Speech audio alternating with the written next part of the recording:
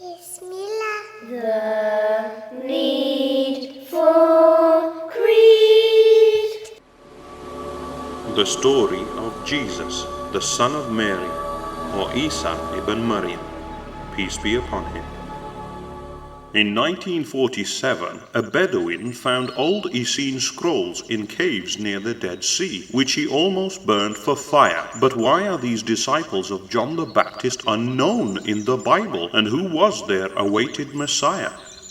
Long ago in Nazareth lived a pious rabbi called Imran, who grew old without a son or heir. Coming from Aaron's priestly line, his offerings were belittled, so he called on Allah in prayer.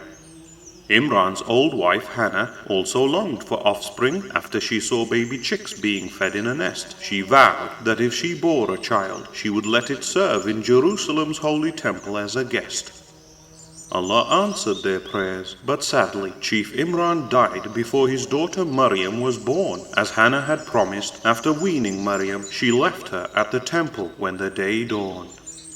It was unknown for a girl to serve the temple, but Maryam was a perfect girl full of grace. They cast a pen lottery, and Zachariah won it, to raise her as a guardian in her father's place. Prophet Zachariah was married to Maryam's aunt Elizabeth, or Iliasbeth, and taught her for a pious reason. Being a carpenter, he built her a hidden prayer room, where Allah nourished her with fruits out of season. Even though he was nearly 80, Zachariah prayed for an heir until an angelic vision left him stunned. Angel Gabriel or Jibrail appeared and told him that his barren wife Iliasbeth would give birth to his son. He was told that his son would be a prophet called John or Yahya, meaning one quickened to life. As a sign, he would lose voice for 3 days and communicate by signals when pregnancy blessed his wife. Maryam was now in puberty and constantly worshipped Allah after her work was done. But one day she was frightened by Angel Jibrail, who came to announce news of her son. Seeking refuge in Allah from the stranger, she was given strength by Allah to stay calm. She queried the miracle pregnancy, but accepted Allah's word and would come to no harm. Worriedly, she went to visit her aunt Iliasbeth, whose baby bowed towards Maryam's womb. Being his cousin, Yahya would herald Eesa as Israel's chosen Messiah and make room. Yahya was born with great jubilation and grew up in the desert, simple and altruistic. Believers with him awaited Eesa and were known as the Essene or Isai in the Qumran district. On the outskirts of Bethlehem, Maryam sat against a withered tree with labor-pain sobs. All alone, she gave birth to Eesa, a child untouched by Satan but dreaded facing the mobs. Allah eased Maryam's worries by causing a freshwater spring to flow and ripe dates to fall. Astonishingly, her baby spoke to her, telling her to fast in silence and not to speak to anyone at all. When the townsfolk saw her, they cried, "O sister of Aaron, how could you do such a sin?" But Maryam silently pointed to her baby, and he defended her as a truly astounding thing.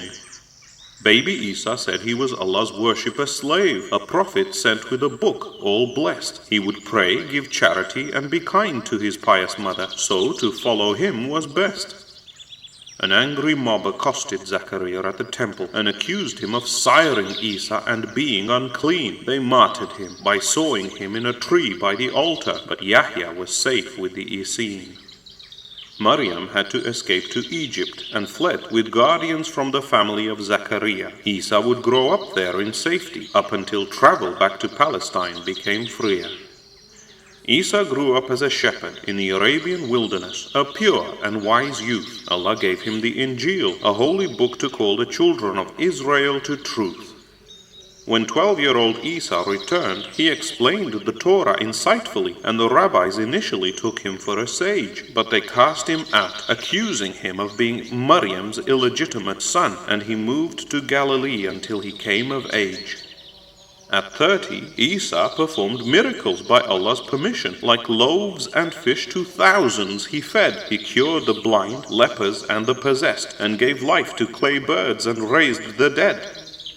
Eesa angered the zealots, Pharisees and Sadducees by exposing them all as fake and greedy. He told them to worship Allah properly, not to pervert God's laws, and to feed the needy.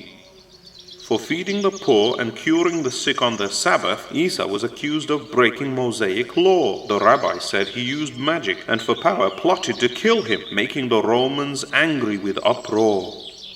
Prophet Yahya was beheaded for speaking the truth in front of the incestuous Herod Antipas. Yahya's disciples, or Hawariyun, would now serve a new teacher of righteousness and aided Esa's task. The helpers asked for a miracle, and a Ma'idah table descended with food from the sky. They ate from it, but Allah said an unheard of punishment would befall those who would deny. Eesa taught his disciples the Injil in Aramaic, and they witnessed real miracles and not illusions. But when he revealed his ascension and a prophet to come after him, Judas became disillusioned. When Eesa told them he was sent to confirm the Torah and guide the Jews, not destroy Rome by coups, and that an Arab prophet called Ahmed would reveal God's final message, impatient Jews blew a fuse. The priests denied Eesa as a fake Messiah and vied for his blood, but couldn't identify him from the poor. So for 30 pieces of silver, Judas Iscariot said he'd betray him and switched sides to aid the zealot war. Eesa was made aware of their plot by Allah and prayed to him to remove this calamity. Allah comforted Eesa and told him of his plan that a disciple would take on his identity. At the Last Supper, Eesa asked his disciples to volunteer to be crucified with Esa's transformed face. For the honor of joining Eesa in heaven, the youngest one willingly agreed to take Esa's place. Judas brought the Romans to the Garden of Gethsemane, where Eesa used to pray. Eesa hugged his tearful mother and left her in the care of Isai helpers that day. With lanterns they searched for Eesa, but the substitute stepped out and said, "I am he." Esa's body was put in a sleep-like stasis, and 2 angels lifted him to the 2nd heaven stealthily. They took away the silent substitute disciple and humiliated him in trial after trial. He remained extremely patient. Even Pilate washed his hands of him, feeling riled. The remaining disciples did their best to spread the Injil, but their end came soon. As for Judas, he committed suicide by hanging and was found with his guts all spewed. The authorities passed the death sentence to quell rebellion, and the rabbis appeased. They put a crown of thorns on the substitute's head and lashed him to his knees. Nailed to a cross, the dignified substitute breathed his last, and even Maryam cried. The chiefs boasted that they had crucified Eesa, but instead the brave look-alike died. The Isai were hunted down mercilessly, and the true message of Eesa was suppressed. Nestorians and Jacobites pushed a warped Pauline creed until the Quran gave redress. It angers Allah that people call Eesa the son of God, or worship him in a trinity. Eesa and Maryam were human. Allah raised Eesa up, and he will return aged 33. On the last day, Allah will ask Jesus, "Did you tell the people to take you and your mother as gods besides me?" Jesus will deny such polytheism or shirk, so any who worship him as a deity are liable for hell for eternity. When the world reeks of oppression, Allah will restore a pious caliphate, and Imam Mahdi he will send. The Mahdi will restore justice, and like Yahya, prepare the way for Jesus, who'll take over in the end.